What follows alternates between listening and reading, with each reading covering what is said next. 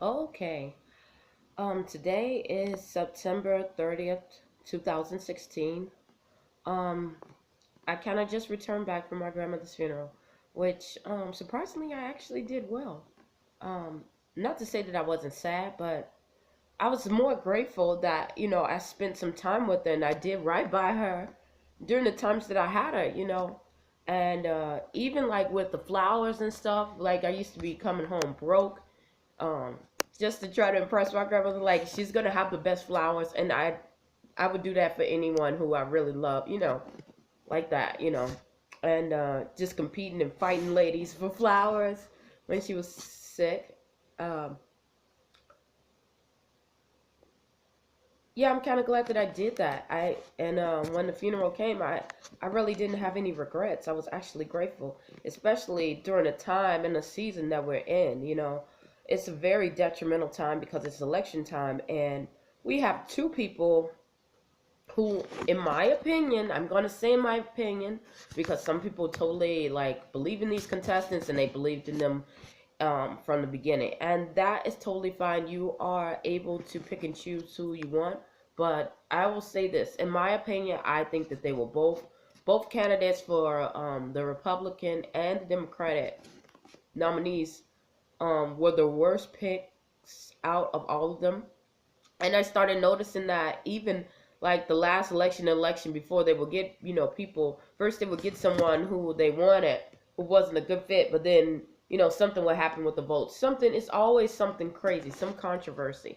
And I guess people are waking up, so it's like they have two people who are not qualified, but they have one that has experience. So it's like you have no other choice but to pick this one, even though it's like a lose-lose situation that we're in right now. So, and it kind of reminds me of the Bible times, and a lot of people don't want to hear about the Bible and everything. And, but they know everyone knows it's gonna happen because they're making videos about people, about the rapture and people leaving and people just disappearing out of the blue and stuff like that. So, they know it's gonna happen. But, um, yeah, I was kind of grateful that I did have the time. You never want your grandparents to leave ever. I know I didn't because I had really, really good grandparents. And sometimes they spoiled me a lot, but also they were kind of strict on me too. But yeah, so I loved them. I really did. But anyhow, I came back home and I had to really think about it because I'm like, you know what? Even though I'm struggling Gary is struggling and everywhere else is struggling, you know, why should I even be in Fort Wayne? Why should I even do this? I'm struggling even worse. I don't even have a job anymore. Stuff is going crazy, but I understand that I needed this separation because I'm learning more about myself. And God has given me a lot of growth. And not only how to deal with my learning more about myself, but how to interact with people. How do I interact with people? How do I? Sometimes I'm very childlike as far as learning and stuff like that, and it's a big advantage to me because I can drop down anything and I can jump and go with the flow. But other times I'm very childlike at dealing with conflict. I try to avoid conflict as much as possible, especially if usually I can confront it, but lately I hadn't, and I didn't know being in that relationship and being around a certain amount of people, not a certain amount of people, a certain type of people, changed my whole outlook. I would avoid situations until it got heated, and then cut it off. But I'm learning that when I see the warning signs, of stuff that's not working for me, how to stand up and say, this is enough. Because if I don't, you end up with situations like we have now with the presidency. You have, a person who knows nothing about politics, only about business and is for, self business, um, and knows nothing about corporational, networking and communication skills.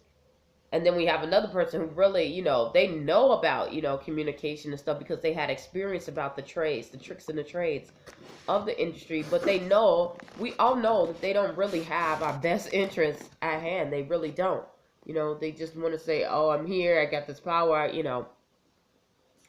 So I'm learning to be very specific in what I'm going for, and learning to step back and be okay with not with walking away from situations that don't benefit me. Also, I thought about this church that I was going to, and I was like, you know what? You say, long as you go to a church that you feel comfortable with, that that's a Christian church that believes in God. Okay, I get that.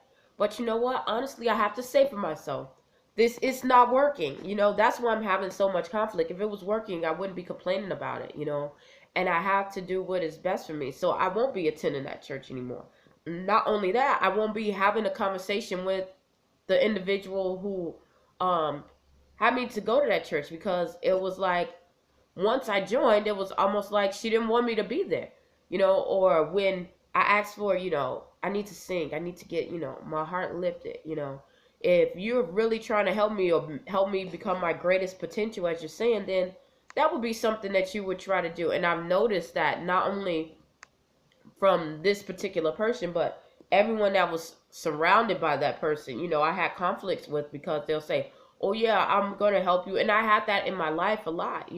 Oh yeah, I'm gonna help you. And then I say, oh well, I need help with this. And you notice how they won't help you with what you asked them for. They're gonna help you with what they think that you should have, even though it has nothing to do with you, because they have their own, ulterior motives. And everyone does that. So I'm just being aware of it, and acknowledging it, and just seeing it for what it is, um, and learning to step back. So I'm learning more about myself, to step back.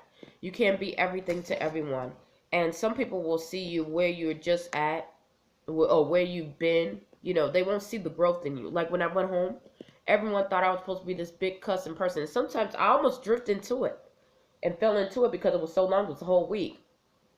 And I had to step back and say, like, Belle, you are a different person. They're like, oh, you lost so much weight, which was so crazy. I did lose like 27 pounds. However, I've been smaller, way smaller than that before. So, but the thing was, I lost it in the top part of me. I always lose it towards my stomach and the bottom part. I never, and I did feel like it was a weight off of my shoulders, since I've been away from, my family in that area, and everything that was surrounding me. So I really think that was a spiritual weight, not, just a weight, because I exercise almost every day. Even when I was 191 pounds, a lot of people didn't know that I was 191 pounds. They just knew I was just really thick and very toned, and I couldn't lose the weight. Even if I stopped eating, I would gain weight if I stopped eating. So I know that's a big no-no, because I have a high metabolism, and I get very depressed if I don't eat. I get very sad and slow and sluggish, and yeah. So either way, I like I said, I know it was a spiritual way. So, but anywho, I just noticed that even the older people, they wanted me to be that same Belle. They didn't understand that Belle has grown, Belle has changed, and everyone changes. If they don't, they get worse. You don't stay the same. So, I understood that, like, it was like an aha moment when I came home. Even with, godparents, they all thought that I was gonna be in that same situation. Now I saw some of them, I even, had to laugh at that, because I was like, oh, I have fake godparents and all this. And in some of my videos, I did call some of them fake. Not all of them, but some of them, and particularly one.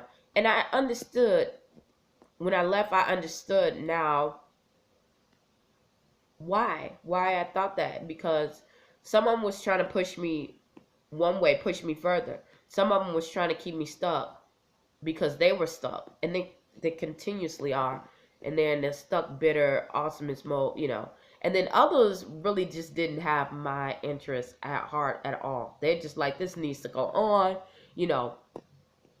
And also, I noticed that one in particular knew about what happened with my mom. My mom she kept telling me she wanted to leave Gary, and the reason why she wanted to leave this area is because so many people knew what was going on, and they knew what happened, and they didn't say anything. They just let stuff go. And she was talking about it was people who worship the devil and all this, and I just thought that she was just crazy. Well, after I came back, and I started telling, I told a couple of my godparents of what, and other people what was going on. they started to open up and started telling stuff that they actually knew. So I started finding out that my mother actually was not crazy. She was not crazy. She knew what happened, and it was like she was at that point to whether either you take the rap or you're gonna get terminated, that kind of thing. So that's what it was. So and that wouldn't even happen. I know it's sad that it did happen, and she made her choice. She even said what her sentence, and like, she knew what her sentence was, what they were gonna give her before they had even went to trial and made this whole big mockery of, what was gonna happen. Like, the judge didn't have to deliberate. They already knew. They knew exactly what they were gonna give her before she even went into that courtroom. So it was all planned, all strategic. And now I do believe that, because I never told these individuals that, what my mother said, but they told me exactly what she said. So that's how I know what was the truth. And sometimes I think, like, was God, did I have to go through this? Because I'm like, why did I have to go through so much stuff dealing with homelessness and dealing with all this stuff? I'm very planning. I'm a planning person, you know. And I'm very proactive, very energetic. It was so many things that slowed me down, like issues with my body, like I couldn't get up. It was literally like a paralysis kind of thing. Health issues just came out of the blue. And like I said, I am a health nut. Most people in my family know that. Yeah, I'll eat junk food, but most of my food that I eat ever since I was very young, healthy. A lot of vegetarian stuff, a lot of just healthiness. I'm not gonna eat the hot dogs. I never liked hot dogs. I'll take that back. When I was like 5, I was addicted to hot dogs. When I got like I saw the picture, the video about, how hot dogs was made and all the little tails and all, and that made you kind of gross, but I was just like, whatever. I like graphic stuff anyway, so it kind of doesn't bother me. But I ate one time and it just made me sick, and I knew that it was not, I don't eat stuff that just don't go with my body. If it does not make me feel okay, or even, even some unhealthy food will make you feel comfort, some kind of comfort. If it doesn't even make you feel that way and you feel like, blah, I don't eat it. Don't eat it. So, yeah. So, basically, because it's already 12 and a half minutes, I don't want to stay on here too long, but I just wanted to make this video because it gave me a lot of clarity that things that you see are really not what you see. Is so much bigger out there. Trust in God, have your faith in God, because God led me through all of this. I would have lost my mind going through homelessness, not once, not twice, but 3 times, if I did not have my faith and I did not have God. And discernment. Sometimes you have to go through things to learn discernment. And I had to go through this because they said, oh, you have to learn discernment. I had to go through stuff to learn it. And I see that the world is never black and white. It's never just good and evil. Yes, it's good and evil, but to find that good and evil, you have to go through a lot of grace, a lot of crazy stuff. And just listen. Sometimes people will say things and I didn't understand it. Like, if it's something right, just say it's right. I'm very, like I said, I'm very childlike, so I'm not gonna try to even step into anything that's bad, at all. But I'm learning that when you get older, sometimes you just don't know if it's bad. You thinking you come in there with good intentions, because the devil comes with good intentions. Well, not good intentions, pretending that he has good intentions. And you have to be careful and look at the details, because if you look at the little things, like, yeah, this is a church, this is just a Christian church, or this is, they said they're going to give me this food, and not look at the underline and saying, well, yeah, they're saying they believe in God, but they're doing everything that's against God, not having order, not having decency, not respecting each other, they want the tithes, but they're not really doing everything. They don't have Sunday school, they don't have Bible study, they don't have, kind of crazy stuff. Then you need to step back. Or they want you to drink the Kool-Aid, drink the Kool-Aid. They got cyanide, then, so it's good to look at the details, or to say that, oh, we're going to help you. We give you these clothes. We're a shelter. We give you these clothes, but you got to sign your freaking life away. You can't go and work. You got to get these clothes, because they want you to be so dependent on them. and not anyone else. We're going to give you everything you need, but you got to commit yourself to us. And that's not, that's not healthy either. So, yeah, that's what I got. So hopefully something that I said or done or something that you see, uh, excuse me, inspires you. I'll give you some words of encouragement. And I hope you can use this on your journey. Oh, good. Yeah, I got the sniffles. So hopefully you can use this on your journey. Thank you.